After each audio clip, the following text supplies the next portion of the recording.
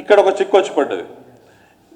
కేసీఆర్ గారు ఆ టైంలో 2014లో, నేను 2014 నుంచి 25 వరకు 11 ఏళ్ళు మినిస్ట్రీ ఆఫ్ జలశక్తిలో అడ్వైజర్గా ఉన్నా. నాకు ప్రతి అంగుళం ప్రతిరోజు ఇక్కడ మన రాష్ట్రం నుంచి జరిగిన ఉత్తర ప్రత్యుత్తరాలు కానీ లేకపోతే వీళ్ళు మాట్లాడింది కానీ అన్నిట్లలో నేను అఫీషియల్గా భాగస్వామిగా ఉన్నా. 2014లో కేసీఆర్ గారు వచ్చి మాకు కొత్త ట్రిబ్యునల్ అని ఇవ్వాలా, లేకపోతే ఉన్న ట్రిబ్యునల్ కొత్త టర్మ్స్ ఆఫ్ రిఫరెన్స్ అని ఇవ్వాలా అని అంటే, సరే కేంద్ర ప్రభుత్వం ఏమన్నదంటే అవును మీరు కొత్తగా రాష్ట్రం ఏర్పడ్డారు కాబట్టి మేము ఇస్తాం. సరే మంచిగానే ఉంది. 4 రాష్ట్రాలను కలిపి చేయాలా, కర్ణాటక, మహారాష్ట్ర, ఆంధ్రప్రదేశ్, తెలంగాణ. అప్పుడు సుప్రీంకోర్టుకు పోయినాం. సుప్రీంకోర్టు స్టేట్ పోయింది, గవర్నమెంట్ ఆఫ్ ఇండియా కూడా అఫిడవిట్ ఫైల్ చేసింది.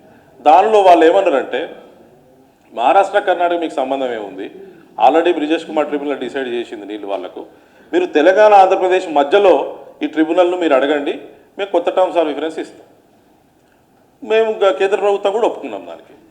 ఈయన కేసీఆర్ గారు లేదు 4 రాష్ట్రాలు ఉండాల్సిందే అని మంకుపట్టు పట్టి సుప్రీంకోర్టులో కేసు వేసి 10 ఏళ్ళు తాత్సారం చేశాడు.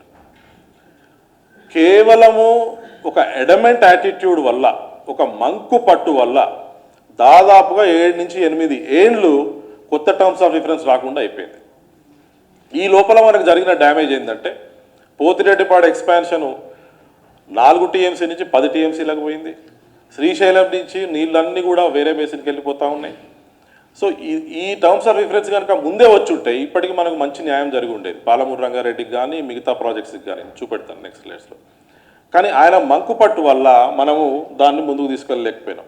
చివరికి ఎపెక్స్ కౌన్సిల్ మీటింగ్ 2020లో ఎపెక్స్ కౌన్సిల్ మీటింగ్ జరిగితే షెకావత్ గారు అప్పటి మంత్రి కేసీఆర్ గారికి మీకు కనుక ట్రిబ్యునల్ కావాలి అని అంటే మీరు సుప్రీంకోర్టు కేసు విత్డ్రా చేసుకోక తప్పదు అని చెప్తే అప్పుడు ఆయన విత్డ్రా చేసుకున్నాడు. అది కూడా మాట ఇచ్చినాక సంవత్సరానికి విత్డ్రా చేసుకున్నాడు.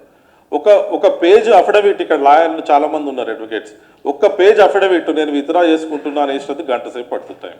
సంవత్సరం తీసుకొని అప్పుడు వేసాడు. ఆ తర్వాత మాకు కొత్త టర్మ్స్ ఆఫ్ రిఫరెన్స్ ఇచ్చేటందుకు మాకు 7.5-2 ఏళ్ళు పట్టింది, ఎందుకంటే లీగల్ ప్రొసీడింగ్స్ ఉంటాయి. చివరికి 2023లో కానీ మేము చేయలేకపోయినాం. తర్వాత రెండో ఆప్షన్ ఆ బ్రిజేష్ కుమార్ ట్రిబ్యునల్ ఏదైతే వీళ్ళు ఏపీ రీఆర్గనైజేషన్ యాక్ట్లో ఇచ్చినారో దాని ప్రకారం పోవడం. దాని ప్రకారం పోతే కనుక మన తెలంగాణ నోట్ల మట్టే.